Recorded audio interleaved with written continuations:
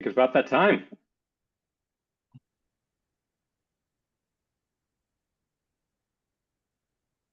H, is there any sort of introduction you would like to Sure. do? Yeah. So welcome everyone to First Wednesdays. These calls are designed for coaches who want to build profitable businesses through real connection and service. Just a quick note, this call will be recorded, obviously just started, and uploaded publicly to Gretchen's YouTube channel, Gretchen Heidel International. It will not be edited, so if you prefer not to appear on camera or audio, please keep your mic muted and camera off. On behalf of Gretchen's team, I just want to welcome everyone to First Wednesday. She actually is, if you haven't seen it, she is at a speaking engagement in Chicago for women in chemicals. Her speech is actually tomorrow, so that's where she is at this month. So we are very thankful that Nick has agreed to lead our First Wednesday call tonight. She will then be back for the next October's First Wednesday. So welcome everybody. All right. With that, good evening, everyone. It's good to see you all. Some of you I recognize. So I'm Nick D'Agostino, and my business is Nick Dag International. I'm a coach as well, and I love working with business leaders who are so driven that they never thought coaching was right for them until it was. So I am happy to be here covering for Gretchen this month, and I'm excited to see what progress we can make regarding enrollment. So I'll share my thoughts on the topic, but I also want to hear whatever insights or discoveries you all have. Now, there are plenty of clients to go around, so let's see how we can most help each other improve on this essential part of our business.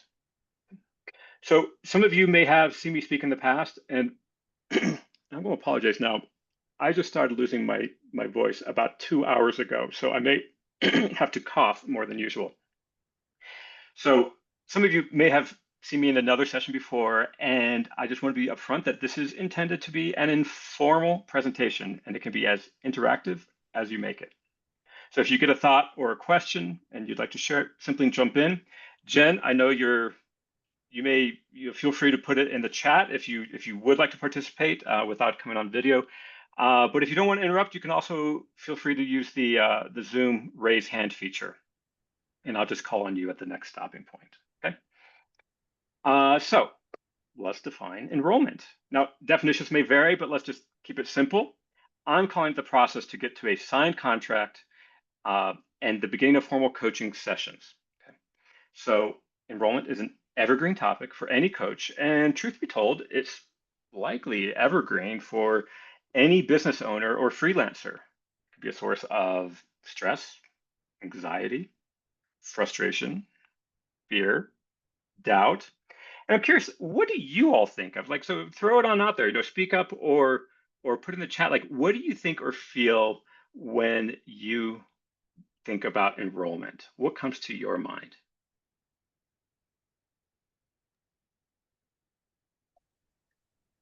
Nick, I can speak. I don't feel comfortable with it. I prefer to market other people, talk about other people when it comes to me and enrolling and talking about myself. It's not really a comfortable space for me. Okay. Super common response, and hopefully one that I'm going to address today. And you can tell me at the end if you feel that it helps change your point of view a little bit. But very common, we've all been there, and I think we're often still there frequently. Any other thoughts before we move on? I would have to agree with Cindy. That's a difficult, like I'm all about selling other people, other things, but when it comes to myself, I struggle. And also just how to approach people to make it a comfortable conversation Mm, where it's not sounding like a sales pitch. you're right. Salesy, icky, right? Yeah. Yeah, yeah, agreed. All right. Errol, you came on video. Did you want to say something or are you just joining on the video? Okay. And Jen just put in maybe an outlier, but by the time I get to the point where the client says yes, the conversation about money and enrollment feels like the easy part. All right, fantastic. And I think again, like it really depends on how you define enrollment. For the sake of this conversation tonight, I was including the pieces prior to that as well, but it's kind of arbitrary how you just split that up. Okay, so let's break this down a little bit. I see 4 areas where enrollment can go wrong. And while they all overlap, I want to focus on one of them today. And I'll explain why I believe it's the linchpin. So first, not finding people who are interested in coaching. Second problem is not correctly identifying people who could be interested. Third, not signing people who are interested. And fourth, not spending your time having conversations and connections, or rather, you're spending your time on actions that aren't essential to your goal. So this is where I want to spend most of our time today. Now, do you think there might be other parts of enrollment that are on your mind or bugging you that don't fit into the structure? Throw one out. Okay. So why do I think focusing on conversation and connection is the key to everything? So I'm going to go back over these 4 areas again. And I want to point out that the first 3 really resolve themselves with experience and skills building. You're going to hear me say that over and over again, experience and skills building. And how do you get experience and build your skills? Well, you talk to a lot of prospective clients. Okay. So the first area I see is not finding people who are interested in coaching. Okay. I believe this is a downstream problem, a second order problem. That is something that you look at after you get the fundamentals down. This is more about scaling and growing your business after you have learned how to identify potential clients, connect with them, and sign them. So not knowing how to pique potential clients' interest or not looking in the right places, and additional marketing strategy might help with this, but I argue that that would be a strategy for a coach with a new business. So regardless, having more conversations and connections will give you the necessary experience and skills to later focus on this section and scaling your business. Okay. The next area I mentioned is not correctly identifying people who might be interested.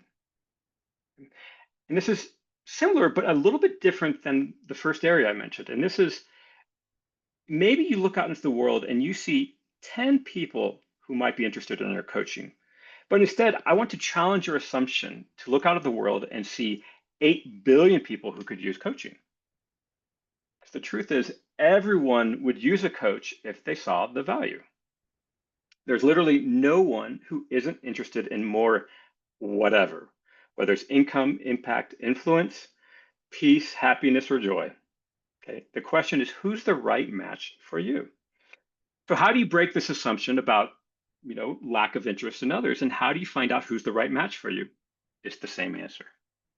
Both of those will come with experience and skills building. The more you have conversations with and connect with, the more you will be able to identify the blocks and areas of growth for those people and to know who you most enjoy working with.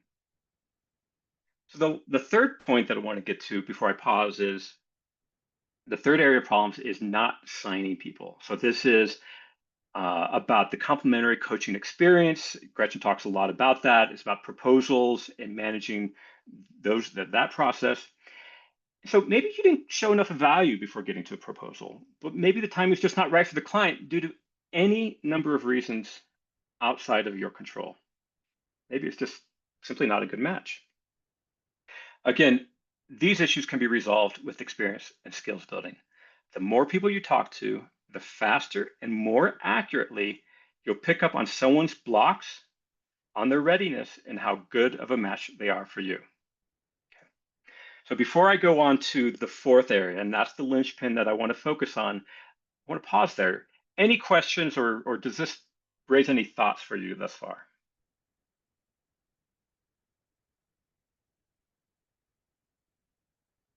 Okay.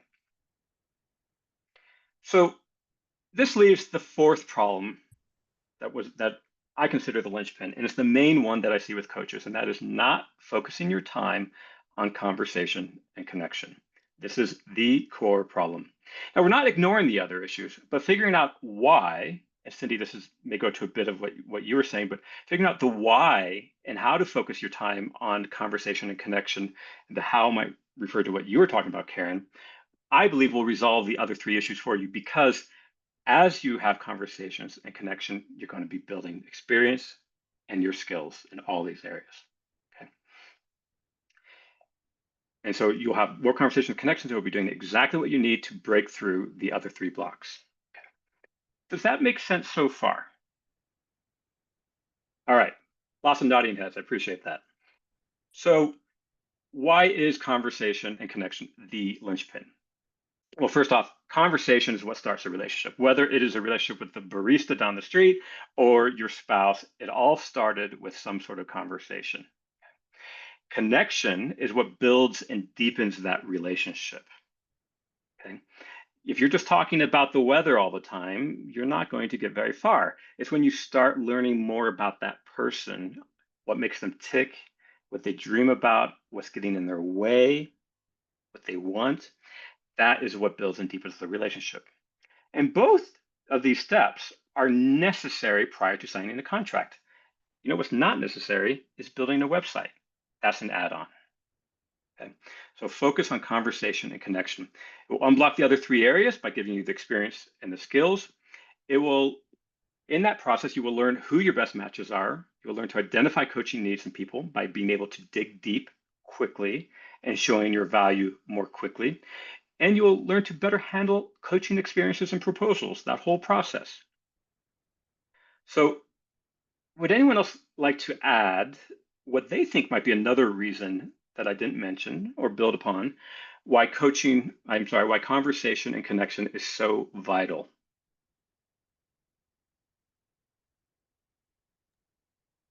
I think being able to have those conversations with prospective clients and clients is the basis of this career.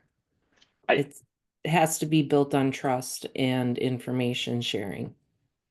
absolutely. I agree wholeheartedly with that. And I know a common book that Gresham talks about and a lot of coaches talk about these days, the prosperous coach, talks about that for some reason a lot of coaches are afraid of building those connections, of spending their time doing that. And I think that's a really common topic and the premise of my entire talk tonight. So I agree. So thank you for that, Karen. Now, a simple one. What do we coaches do instead of conversations and connections?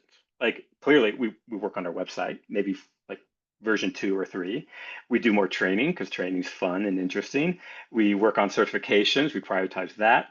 Maybe we hire people to do a marketing system. But like, what else? I'm sure we all have ways that we avoid having conversations and connecting with people, whether it's cleaning your closet. Like, what ways do you all potentially avoid connecting with people?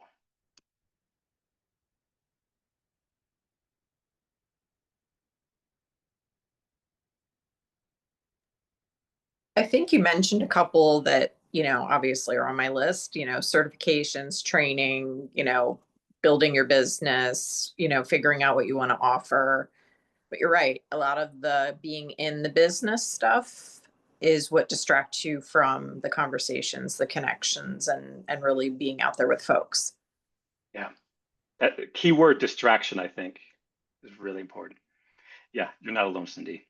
I I often have a very clean house when I really don't want to do something. So, um, and so now we're about to get to some of the more meatier part of the presentation. But before I do, any other comments or thoughts before that?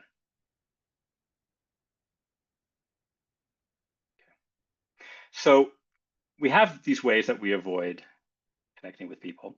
So that leads to the next question is why do we coaches do everything but have these conversations and create connections? Why do we avoid it? And what might be some alternative ways of viewing each of these reasons? Okay. So the top ones that come to my mind, there could be hundreds more, are we feel icky and salesy. We feel incapable, like we're not good enough. We feel it won't be valued, like the client won't value it. And maybe we don't know how to connect, or we didn't know we were even supposed to connect. Okay. So we've got these top 4 that come to mind. If you've got more, feel free to jump in now or later. But I'm just going to walk through them and talk about, hey, let's analyze it. Let's dig into these a little bit and try to understand, is there more to it? And are there some beliefs or assumptions there? And then can we look at it in a different way? So hopefully this will help, specifically some of the topics that were on your minds when you first came on. Okay. So we think of salesy and icky. Like, first, what is sales? Like, this is not an official formal definition, but as far as we're concerned, it's simply an exchange of value, usually some product in exchange for money. Okay. Now, we've all had great and awful sales experiences. We got that outfit or new gadget that was on sale and exceeded our expectations. We're thrilled and happy. And we've also had buyer's remorse after buying a different outfit or a different gadget, and we regret it. So it's not that all sales are bad. I think it's important to break down then and understand what is it about some sales that we don't like and what makes it icky. Okay. Stuff that comes to my mind are they're high pressure. Okay. You feel like you have to make a decision. Okay. They're stressful. Like who wants to feel stressed when you're spending money? You feel manipulated. Like maybe they're hiding information. You don't know if you can trust them. You feel backed into a corner. Maybe you're unsure and you're uncertain about, hey, is this worth it? Am I going to get my return on investment? Maybe there's a time sensitivity to it. And then my personal pet peeve is when the salesperson doesn't address my concerns. That drives me up the wall. Now, we associate all these activities with convincing in sales, like we have to convince someone or someone's trying to convince us to spend money and buy something. What else might you think, or what be your triggers when you think of sales that drives you crazy?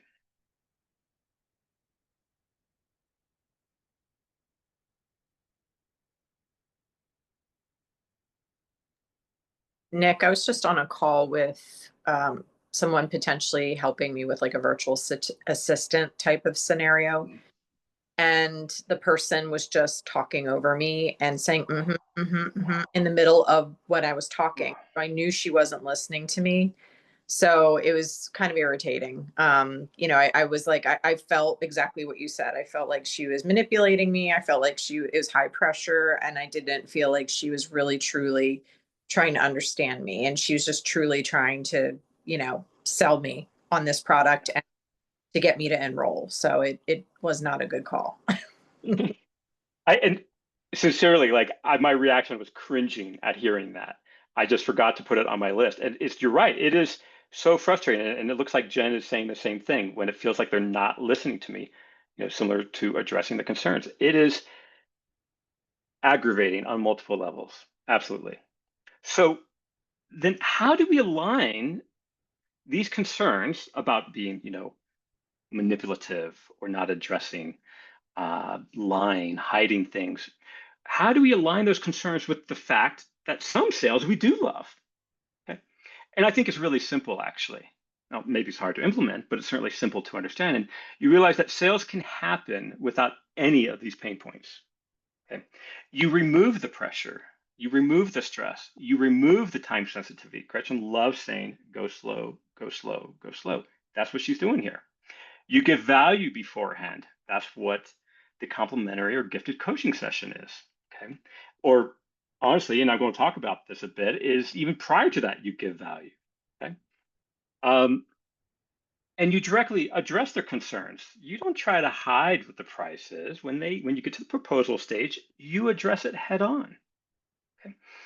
So instead of all these hard sell tactics, you focus on what most coaches have, and that is we generally have an innate desire to help others.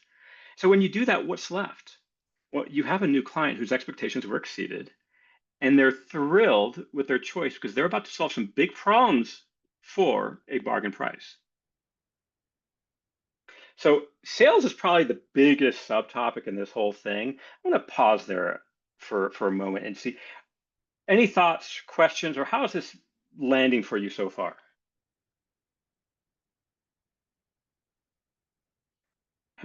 Big thumbs up from Cindy. Thank you.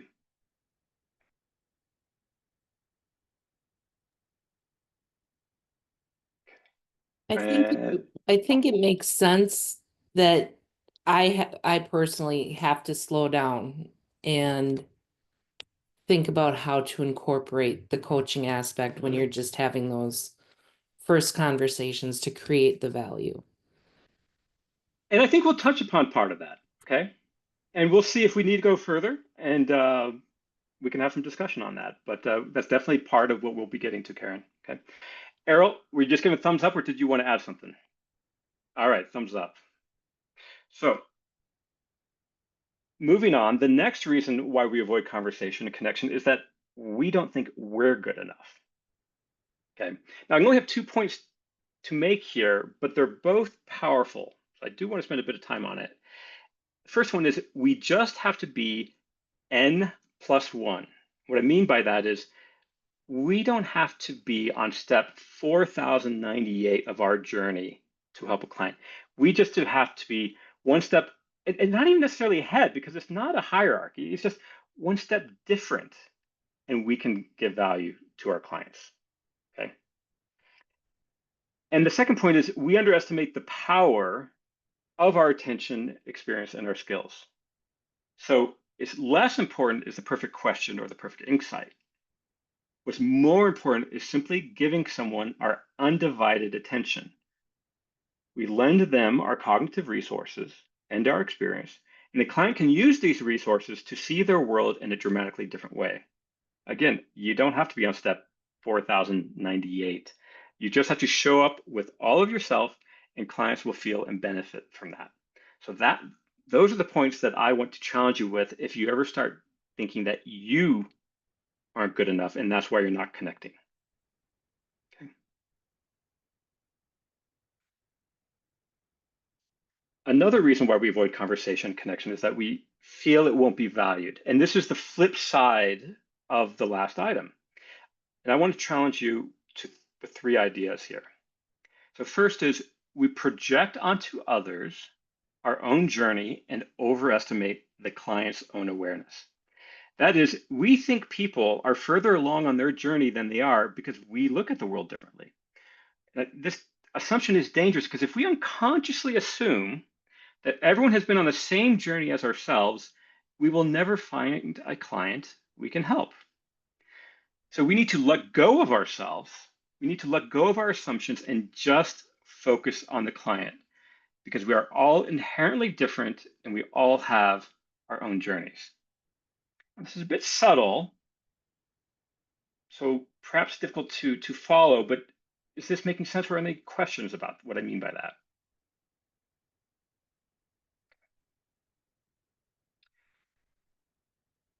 Thanks, Jen. All right, the second point is we aren't seeing the severity of the problem from the client's point of view. So that is, we as the coach may see just a small shift in the perspective of the client, yet the client often feels a massive weight off their shoulders as they get on track to resolving a huge problem. If we determine our value by a small shift in perception, we are undercutting ourselves dramatically. So we all know that small shifts can lead to enormous change, and it's the enormous change that is our value. Okay. The third point I want to make here is simply economics. What is valuable in this world is what is rare or difficult. And we all know that in this world, especially today, sincere attention is exactly that. It's rare and difficult. It's rare to find someone who will give you their undivided attention, and it's particularly difficult for people to let go of their cell phones, let alone themselves, to help others.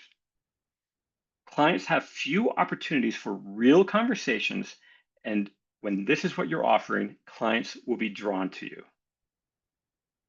Okay. All right, pause there. Is anything that you all would like to add regarding any of these points, that we just don't feel good enough, or that our interactions with others might not be valued? Hey, Nick, I have a question. Yeah. That comment about, sincere attention is both rare and difficult. I think we as coaches can probably agree to that, but I don't know if people recognize that it's rare and difficult until they've experienced it. So how do you close that gap and help them realize that there's value in that offering of sincere attention? I think I I love that question and how you set it up. And I think I alluded to it a bit earlier when I mentioned when you come across people, is the conversation kept at a superficial level? Are you talking about the weather? They kept at just and professional isn't quite the right word, but professional level in the sense of at a distance. Or are you digging a bit deeper? And I want to, if we can put a pause on that a bit, because I think we'll address more of that later. And I think that might be the topic that Karen or Cindy as well really wanted to dig into. So we'll probably have some time to not just talk about it, but also discuss that as well. Sure. Okay? So the last point I want to say about why we don't converse and connect is maybe the coach just didn't know that this was the place to start. Because coaching schools don't really teach this. Schools often teach us about coaching, but it's within the container of a coaching session or coaching engagement. But coaching starts when we first meet someone. And the good news is we can use our coaching skills and improve our coaching skills by expanding the scope of what coaching is. And that leads us to the next section. Okay? So before we move on, that was a lot of information, and we're about at the halfway point. So I defined enrollment, listed the 4 common areas where I believe it can go wrong, talked about why conversation connection is the key to successful enrollment, why and how coaches often avoid conversation and connection. And then I left you with several ideas challenging beliefs you might have that are driving you to avoid conversation and connection. Is this triggering anything for anyone? How's this sitting for all of you?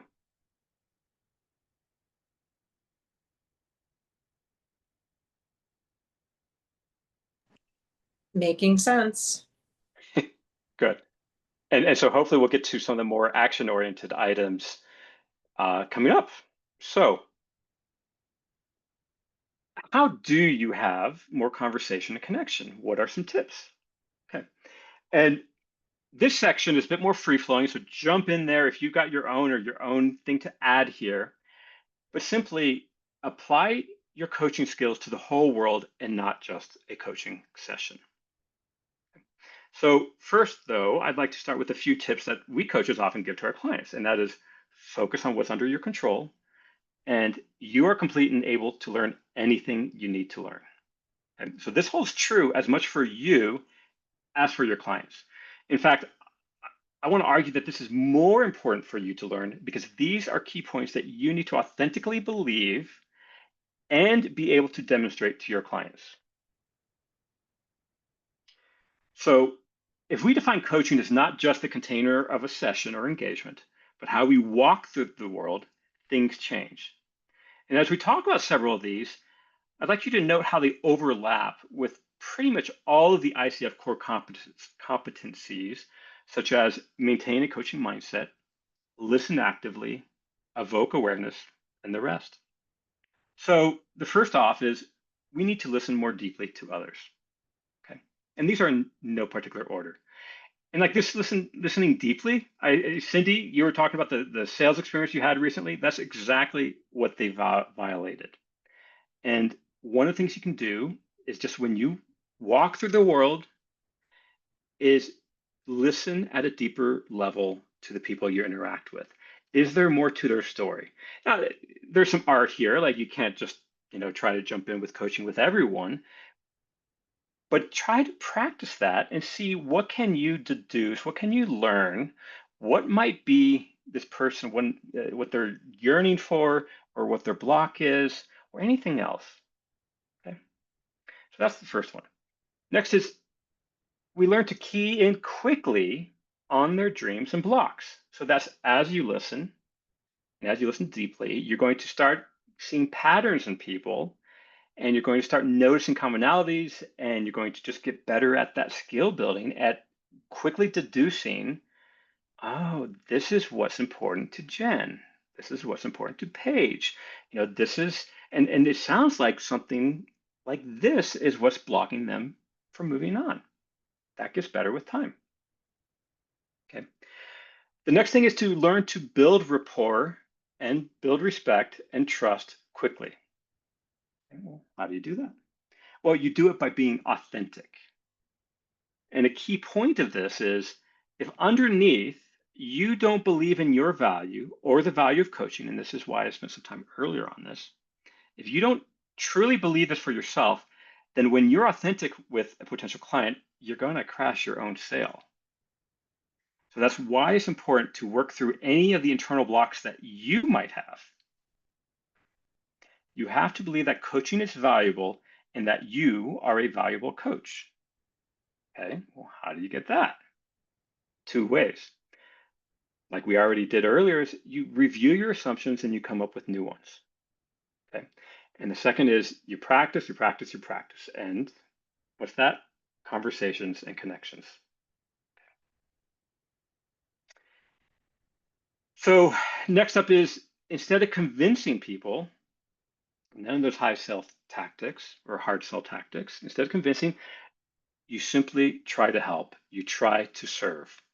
Now, important note here is that to genuinely care for others means to respect them. And that means that you do not offer unsolicited help.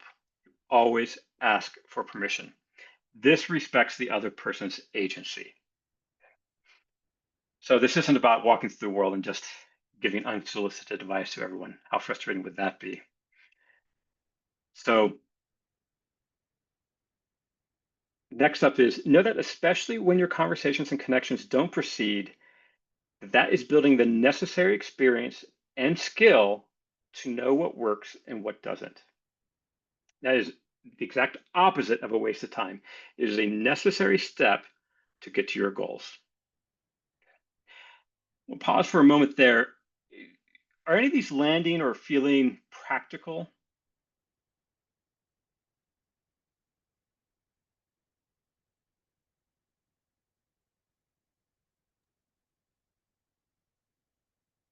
I totally like know conversations that I've had just in passing with people that they said something, and after I walk away, like before I was a coach even, I would walk away and be like, there was something deeper going on there. Mm, And so I there you think as go. a coach, if being tuned into that now and kind of digging deeper, that might help in creating those Absolutely. conversations.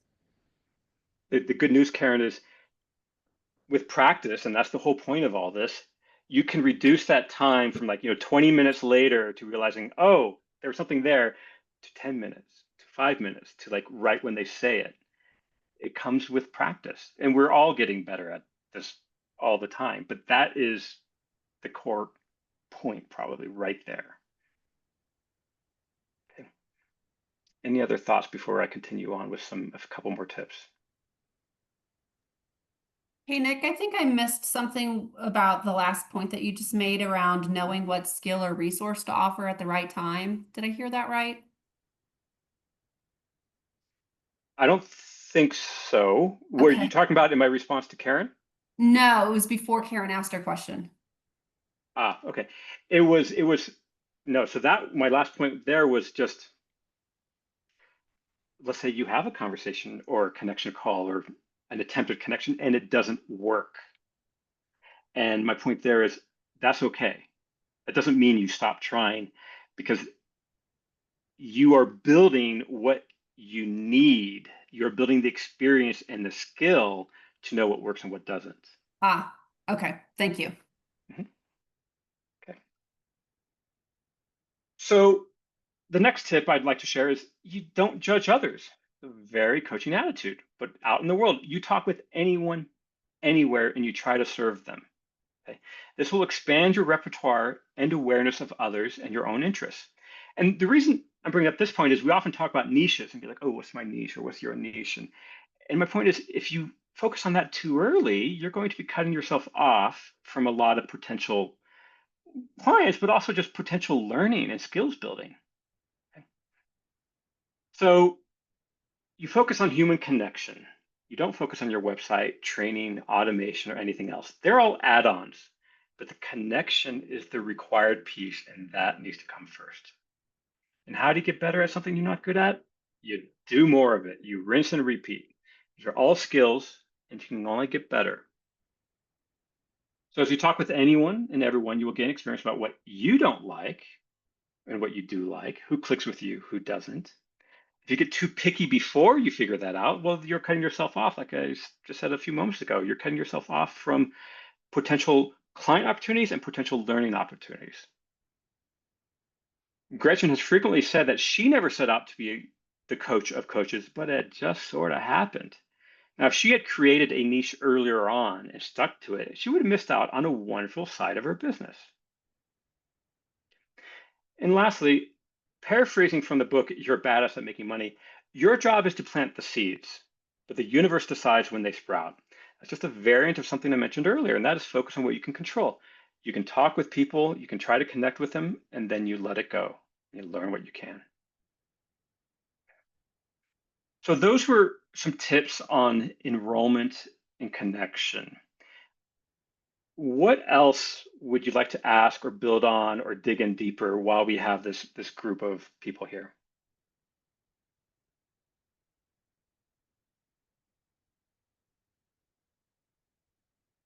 And I know, I remember Cindy and Karen, you both were looking for specific ideas. And I don't know if you have those now, or if you'd like to bring up some more questions regarding that, and maybe we can crowdsource some ideas. Mine was not about like how to not sound salesy, to stay away from that icky feeling when you're talking to people. Okay. And do you feel like you have some ideas to not come across as icky now? Or would you like to spend some time on that?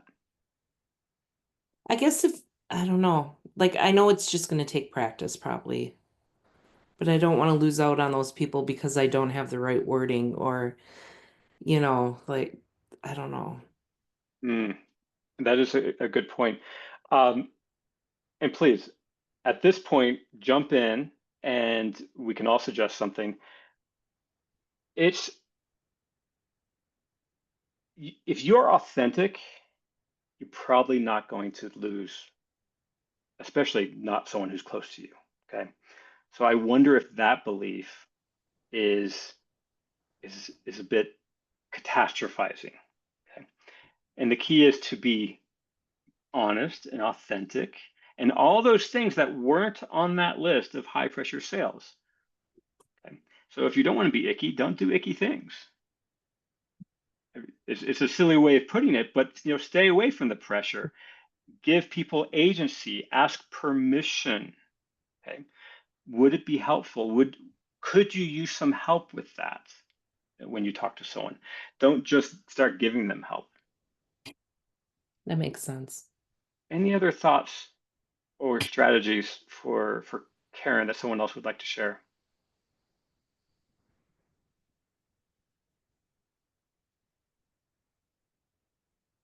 Okay. So I want to switch gears a bit and look at this from a different direction. Okay. So instead of just looking at the benefits of conversation and connection, I want to spend a bit of time looking at the cost of not doing so. That is, if you had clients magically appear in front of you, that could be it could be real magic or contract coaching. What would be the consequences of that? And this is important, and I want to bring it up because it's not just a choice between connecting and not connecting. There are a lot of consequences involved that I don't think people put into the calculation when they first think this through. So the main consequences I came up with were you continue to believe that you're not capable of generating clients. When you outsource that work, you're going to believe that you're not capable. And you are capable, you just don't know how yet. Okay.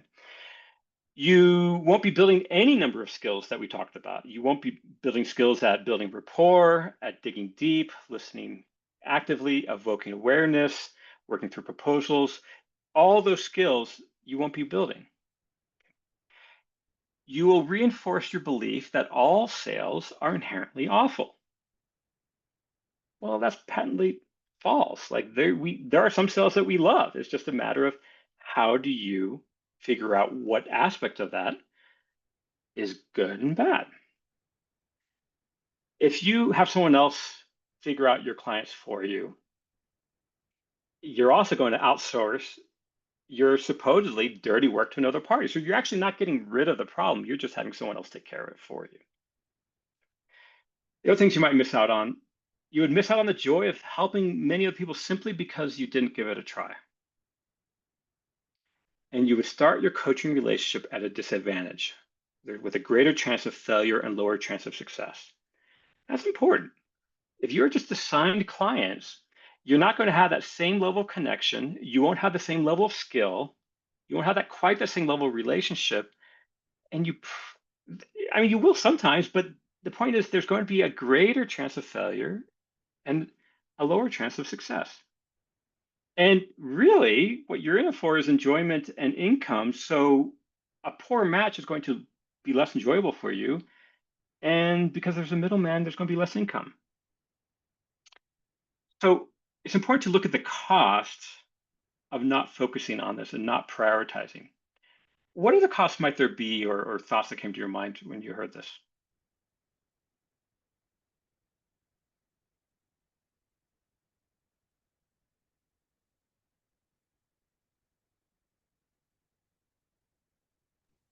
Nick, you were talking about sort of skills and just sort of opportunities, but I would even say take it a bit further and saying like, not gaining income, clients, building your brand, opportunities in general, right? Just being out there and, chosen for opportunities that come up. So you really are cutting yourself off from a lot of potential in a number of areas. Right. Excellent points. Opportunity cost, you nailed it there. Okay. So let's try an exercise.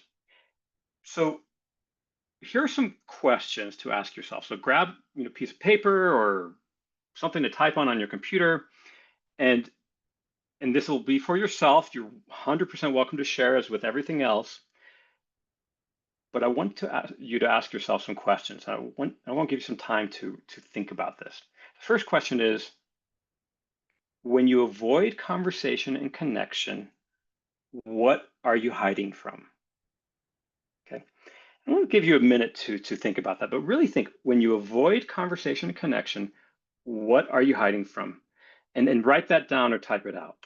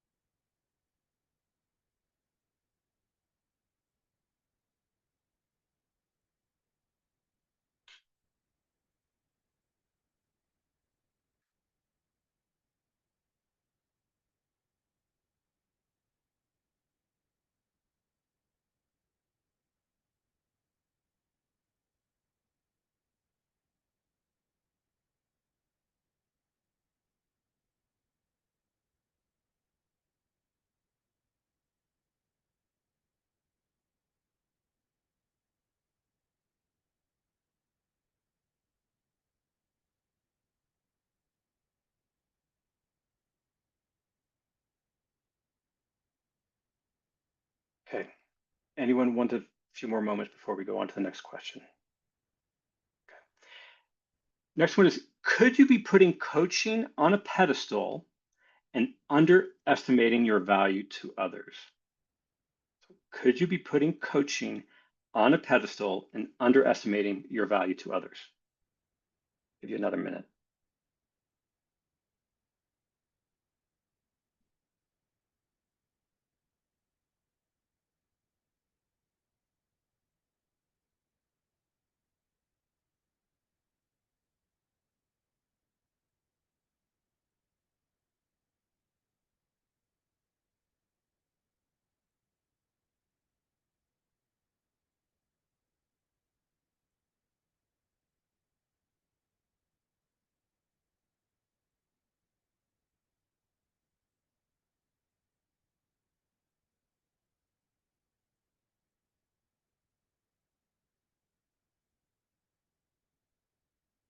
Okay.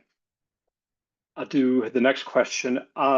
Jen, I just saw your question in chat. Let's finish some of these exercise reflection questions, and then we'll come back to that. All right. write down 5 people who you could reach out to this week. I'll just give you 30 seconds for this one.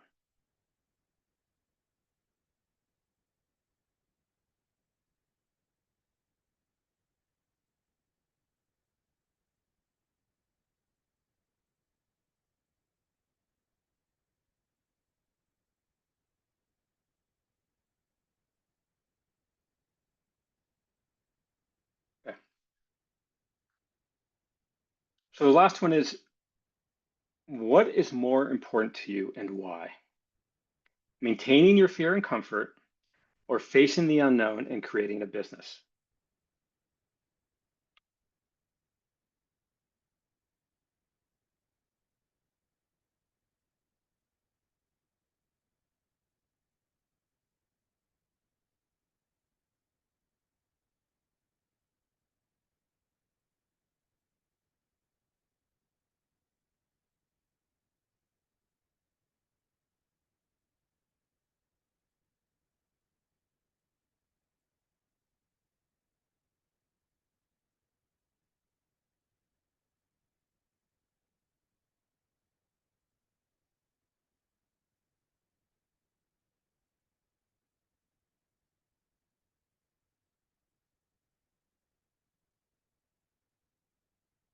Okay. So would anyone like to either share any part of what they wrote down, certainly not required, or what came up for you as you were going through these questions?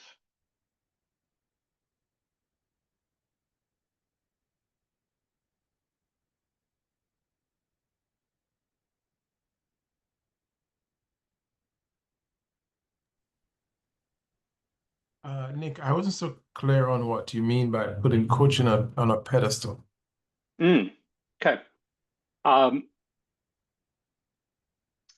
Sometimes we don't think we're good enough because we think to be useful to a client, we have to be Oprah level good or whatever Okay. good level good. You have to be perfect. All right. You got it perfect. Got it. Okay. Anything else? Okay. All right. And then going back to your question, Jen, how do you pressure test for complacency when someone says everything's good, but you suspect there's more to the story? You don't want to offend them by saying, "Are you really good?" Would this be like in a complimentary coaching session before or after that? Are you able to add a bit of context to this? Yeah, I mean, I think it can take one of two forms. One is that the person is kind of resisting going deeper, like they're Mm. staying high level. Or, it's in like a sort of call where you meet them or you're networking and you're like, yeah, things are good and work is good and family's good and I'm healthy and my parents are good. And it's like, really? Like, I don't know anyone who's 100% good right now, but you don't want to piss them off by saying, are you really good? Yeah. Okay. Got it. Um, so what comes to mind are a couple scenarios. One is simple. It's just not a good match. Like, not the right time for them, not a good match for personalities for you and this person. Okay, that's okay. Another potential thing could be I had a client once who in hindsight, and this was a learning experience for me, was so stressed and was paralyzed by fear. And here I was asking great coaching questions. I went through it with my mentor coach after, and I was asking great coaching questions. The thing is, it was too much too soon. That person needed to get out of fear, needed to get out of crisis, needed to take action, any action. Then they might have been open to some going deeper. Okay. The other thought that comes to my mind is maybe the relationship just isn't there yet. Like some people are just slower, um, and whether that's with you or someone else, who knows? And that might just be, something you figure out over time. But I would resist putting too much blame on yourself and take it more as, okay, what was it about this person, this situation, so that I learn to see this next time? Those are just thoughts off the top of my head. Anyone else think they might be able to help Jen?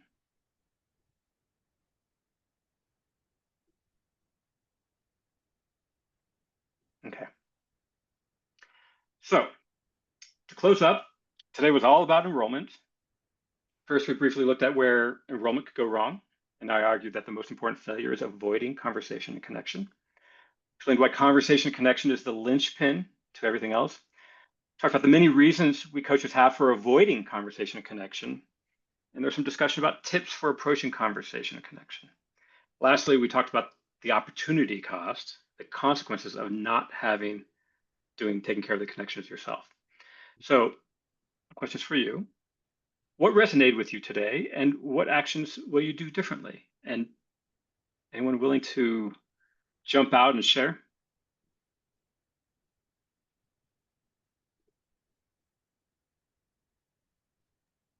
I mean, I found your answer to my question particularly helpful. I'm sure there's other content I'm taking away, but that was very helpful for me. Thank you. Good. Will you do anything differently because of that?